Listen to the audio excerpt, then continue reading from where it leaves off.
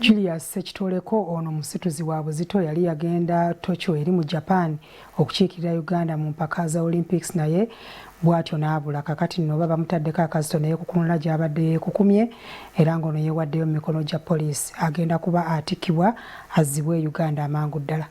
Ku Lwokutaano olwa Ssabbiiti ewedde Julius SSEKITOLEKO omu ku bakiikiridde Uganda mu mpaka za Olympics ezitandika ku nnaku Olwokutaano nga 23 Julayi mu kibuga Tokyo ekya Japan yabuzeewo. SSEKITOLEKO musituzi wa buzito era yeekukumidde ennaku nnya ng'amaze n'avaayo ne yeewaayo eri poliisi e Japan.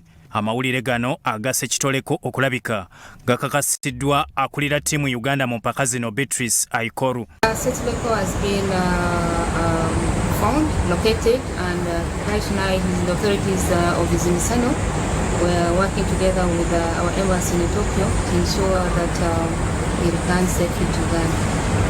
Julius SSEKITOLEKO wa myaka 2 yagenda n'essuubi okukiikirira eggwanga wabula lyamuweddemu bwe baamuwandudde olw'obuzito nga yabadde atuuse Japan. Ennaku yamukutte kwe kuleka akabaluwa we basula nga kalaga ng'asaba kusigala e Japan akole kuba essuubi lyamubadde mu mizannyo ate n'awandulwa.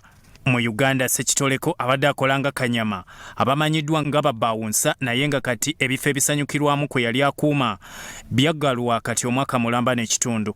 SSEKITOLEKO agamba yayagadde ayiye obulamu e Japan kuba mukyala we asulirira okukubawo ezzadde ate tamanyidde ebifo mwe yali akolera lwe binaggulwa. Wabula okulabika kwe kuwadde essanyu bangi abaawulidde nti minisita omubeezi ow'ebyemizannyo Hamson Obuwa asaba ssente agende Japan amunoonye nga yeefudde poliisi. The Minister Obuwa, Minister for Sports, is going to Japan tomorrow.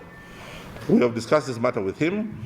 And I think he was going to discuss this matter with his minister, First Lady General Museveni, and also security personnel on how we can go and make sure that there are no further disappearance or defections by our members of the Olympic team there.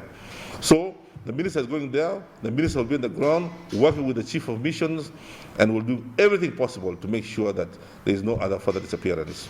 Akadde konna SSEKITOLEKO ayinza okuzibwa wano Uganda oba okuweebwa obubuddamu e Japan. Bo abakubi b'ebikonde 3 batuuse mu nkambi ya ttiimu Uganda eya Olympics gye yakubye mu Olympic Village nga bava gye babadde batendekerwa.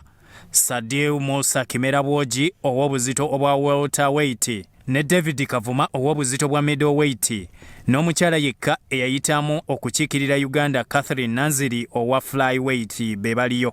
The athletes, the boxer, the 3 boxers, plus the swimmer, they've arrived safely right now in the village. They're ready to start their training tomorrow. So we're happy to see the first team of athletes here in the Games Village.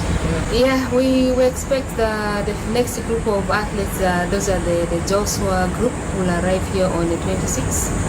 They leave Uganda on 24th, and then we have the middle distance athletes who went to Tatisina. They should be arriving here on 27th. So amanya gange Sadiu Musa Boji leero tutuuse ku Olympic Village e Tokyo ne ttiimu yonna. Embeera si mbi sofa okutwaliza awamu tulinda bwebinzikadde n'okutwalawo okutunningi. So far weather y'emu era kyemmanyi ensi kuba eri emu kati tulinda tulabe kuba Olympic Village si mbi abantu mwe bali baatuuka dda era beetegeka. Naffe tulinda kwetegeka. Byakabenge Yusuf, Sorot TV, Omunyo.